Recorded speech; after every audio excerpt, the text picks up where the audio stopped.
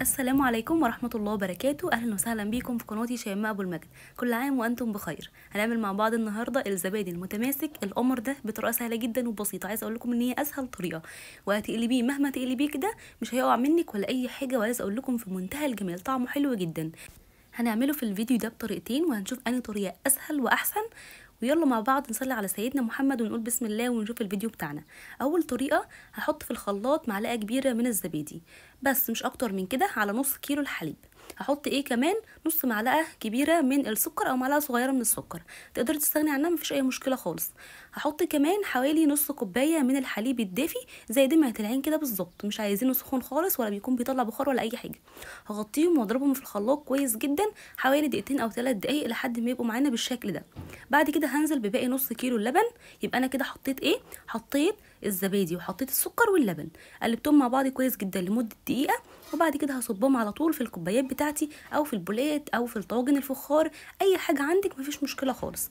عايزه اقول لكم بقى ان نص كيلو اللبن انا جايباه ب 12 جنيه، وعلبه الزبادي ب 6 جنيه، خدت منها معلقه واحده قولي ب 3 جنيه، يعني كل ده كلفنا بس 15 جنيه. ما شاء الله عملت معانا 5 كوبايات زي ما انتم شايفين كده، والكوبايه مليانه مش زي اللي احنا بنشتريها فيها معلقتين اتنين. حطيت بقى معلقه خل في الصينيه عشان ما تسودش، وهحط حوالي نص لتر من الميه، تكون دافيه برده زي دمعه العين، بلاش تكون سخنه ولا بتغلي. هغطيها بكيس من البلاستيك وكام فوطه كده، وكنت مسخنه الفرن. طفيت الفرن لما بدات اغطي الزبادي بتاعنا، وهدخل الصينيه بتاعتنا في الفرن لمده من 3 ل 4 ساعات.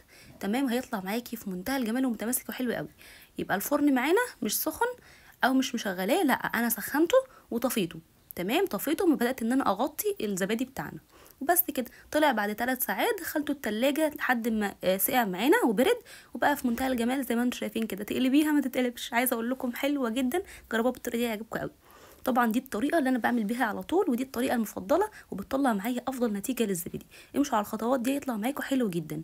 وعايزه اقول لكم بقى ان الطريقه التانية برده حلوه قوي، بس الزبادي مش متماسك. بس يلا مع بعض نشوف التجربه وهنعمله ازاي. اول حاجه بقى معايا نص كيلو من الفراوله، ده نص كيلو صافي، وربع كوبايه من السكر. الفراوله انا غسلتها كويس جدا وشلت منها الورقه الخضراء وقطعتها مكعبات زي ما انتم شايفين كده، وبعد كده وزنتها. هحط عليها ربع كوبايه من السكر وهقلبهم مع بعض كويس. ممكن تسيبيهم شويه كده لحد ما الفراوله تنزل كل السوائل بتاعتها، وممكن تعمليها على طول.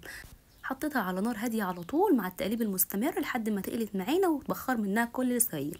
باقي الفراوله اللي كانت عندي بقى غسلتها وقطعتها زي ما انتم شايفين كده وحطيتها في كيس، وهدخلها الفريزر. تنفع بقى ان احنا نعملها صوص تاني او ان احنا نعملها عصير.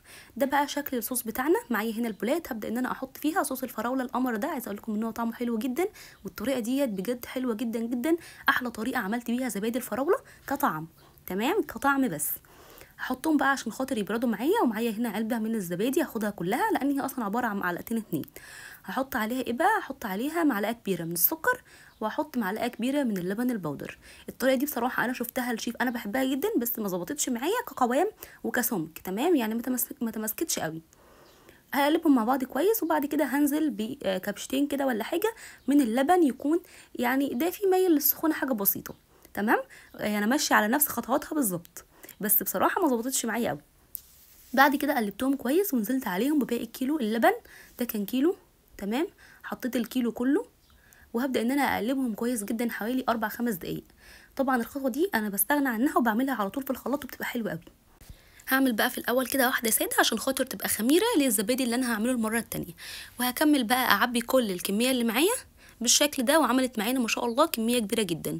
برضو نفس الكلام، هحط في الصينيه معلقه من الخل عشان الصينيه ما تسودش معانا، وهرص فيها البولات بتاعتنا بالشكل ده. هي عملت معانا 8 بولات ما شاء الله كبار، والتسعه كانت نصها كده تقريبا. هحط فيها بقى البولات بالشكل ده. وهي قالت ان انا هحط ميه مغليه، وعايزه اقول لكم محدش يسمع الكلام، بجد الميه المغليه مش احسن حاجه. هو تمام الزبادي متماسك وكل حاجه، بس مش نفس التماسك اللي انتوا شفتوه في اول الفيديو. انا حطيت هنا زي ما هي قالت برضو ميه مغليه، انا جربت كده الطريقتين. وهغطيها برضو نفس الكلام بالظبط بالكيس والفوط، وبعدين هحطها في مكان دافي واغطيها كويس جدا، يعني على السرير، واغطيها مثلا باللحاف او البطانيه لمدة 4 ساعات. وبعد كده هتشيليها تدخليها التلاجة لحد ما معانا الزبادي يتماسك ويبقى حلو جدا ويبرد كمان. بس عايزه اقول لكم بجد الطريقه دي مش احسن حاجه خالص، اعملوا باول طريقه انا وريتها لكم. الطريقه دي مضمونه 100%، وعايزه اقول لكم ان هي حلوه جدا. عايزه اقول لكم ان طعم الزبادي في منتهى الجمال، بس زي ما انتم شايفين هو مش متماسك قوي. وبصراحه ما قدرتش ان انا اقلبها، لان لو قلبتها هي هتقع، فهي مش متماسكه احسن حاجه. تمام. فجربوا الطريقه الاولانيه بصراحه حلوه جدا، وعايزه اقول لكم ان الطريقه دي برده طعمها حلو قوي. تقدروا تعملوا زبادي الفراوله زي ما انا عملته كده بالظبط، بس تمشوا على خطوات الفيديو الاول. ازاي؟ ان انت هتعملي صوص الفراوله عادي جدا زي ما احنا عملناه، بس هتعملي كل حاجه تاني في الخلاط، والميه معانا تكون دافيه واللبن معانا يكون دافي زي دمعه العين. بس كده الفيديو بتاعنا خلص. اتمنى ان شاء الله تكونوا استفدتوا. ما تنسوش بقى اللايك والاشتراك في القناه. اشوفكم على خير، والسلام عليكم ورحمه الله وبركاته.